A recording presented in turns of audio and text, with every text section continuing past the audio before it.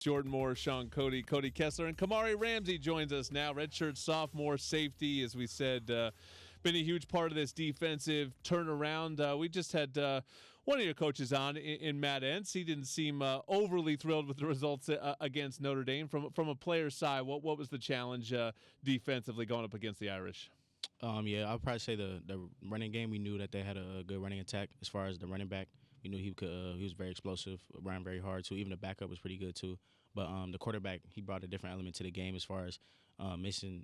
We had a couple missed sacks. I had one too. So just the fact that he could get out the pocket and extend plays and run the ball down the field. He was a lot faster than he did looked on tape too. So and then everything they did in the pass game was very simple, but they just knew how to execute. So that was the main thing, was stopping the running attack, which we didn't really do a good job of.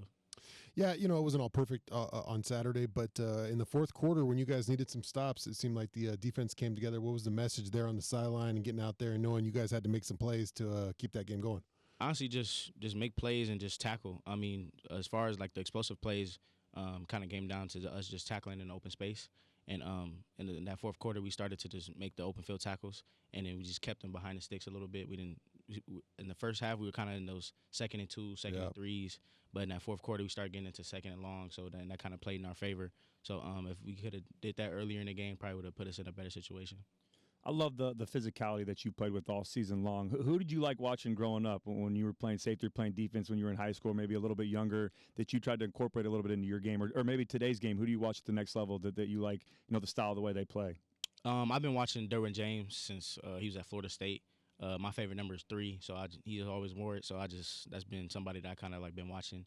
But as far as old school, like Ed Reed, Sean Taylor, people like those type of guys, just big safeties, come downhill that can cover too. So those have been like the safeties I've been watching. No, they didn't let you call Carson Palmer to wear 3 this year? Do you not want to wear it? Nah. Like Jordan Addison a couple years ago? Respected him. Nah, okay. It's cool. There you go. I'm going to leave that where it's at. Okay, I like good answer. That. You're listening to Kamari Ramsey on Trojans Live, and where Kamari goes the victory bell with him. We talked about the Notre Dame game. Let's back it up a week. Must have been interesting. It's such a new thing, right? I mean, just back in the day, it just never really existed. People never really transferred in conference, let alone, across rivalry lines. Well, we've seen it with Kyle Ford. John Humphrey came with you this year. Dan Lynn obviously comes as a coach. What was that experience like for you, going up against, I imagine, lots of former teammates and your old school and everything that came with it? Yeah, it was for sure different. I mean, I was just used to going against them in practice, so it's not like the same intensity as far as like in a game. So it was just very different. There wasn't too much talking going on.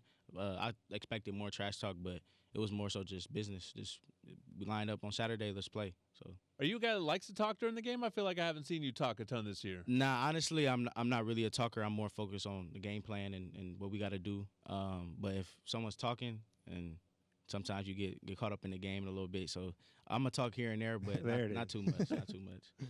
Obviously, we'll have another game with a bowl game on the line, but let's I mean, kind of go overview of the season, right? Not where the season I guess you guys probably wanted to have 6-6 in a bunch of tight games. What do you think you can pull from this team, you and your teammates and the guys moving forward in this thing that that can maybe help you guys next season learn from those tough loss lessons and how you can get it done in that win column?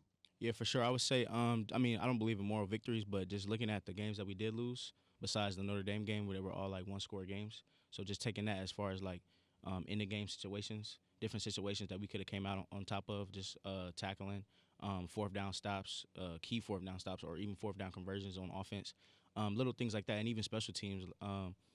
We were very good on punt this year, but we weren't that good on punt return. And then we started off kind of slow on kickoff return and kickoff, gave up a couple explosive plays on that. So just little things like that we could take into account that all factor into winning or losing. Jordan just talked about UCLA a little bit. I want to go backwards too. What went into that decision to come here to USC, and how much of a deciding factor was that Coach Lynn was coming here to be defensive coordinator? Yeah. So when I kind of found out that Coach Lynn was coming, it was like I was kind of like shocked. Like I kind of got a sense of it during the season last year that he wasn't going to be here just because of the success he had in year one. So, but I just didn't expect it to happen that fast. It was like right after the season. But he played a big factor as far as me already knowing the defense, me already knowing like what type of person he is and what type of teacher he is of the game. That played a big factor in coming here. And then the logo, like how powerful the logo is. the big time games that come with it too. Like every game is basically primetime game. There's always eyes on USC. So things like that, and then just seeing where the roster was and seeing like the pieces that could come and what we could do to compete in the Big Ten level. Yeah, Kamari, there was so much talk going into the season about the big move to the Big Ten, and you were a guy that was in the Pac-12 the last couple years. I feel like no one really asked the guys during the season what it's like. So now that it's basically over, I'm curious. Positives, negatives. What was the experience like first year in the Big Ten? Obviously travel was different. You went to some different places, different opponents. I mean, sort of take it wherever you want to go. But what stands out to you if someone said, what's been the big difference this year? The big difference is probably the trenches and the running backs. The O-line and the running backs were a lot bigger, I would say. And then the personnels that you get more 12 personnels, 13 personnels, more the tight ends in the game, or the 13X with the extra O-lineman in the game. You just get things like that you didn't really see in the Pac-12, and you don't really get the tricks and gimmicks. So you don't get the trick plays as much as far as like the Pac-12 you did with the Washington States and the Oregons and a lot more unbalanced and stuff. So we didn't really get that as much in the Big Ten, and I just think that the Big Ten level was just a different as far as like the physicality level from the O-line, the tight ends, and running backs. That was probably the biggest difference. But as far as the skill level, I think it's all match up pretty the same. Yeah, we saw you out there a bunch with Achille, you and Achille back there on the back end, and Achille was moving on, but we got a chance to see a young Zion Branch out there a bunch this year. What can we expect to see from him? Obviously, a long player who can cover the ground. We saw some physicality, and from what do you see from him? Yeah, for sure.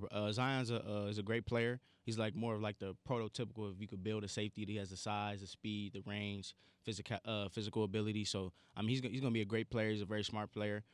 His first year, I think he was a little banged up. So for him to get healthy was big, and for him to stay on the field. So yeah, he's gonna be a great player though.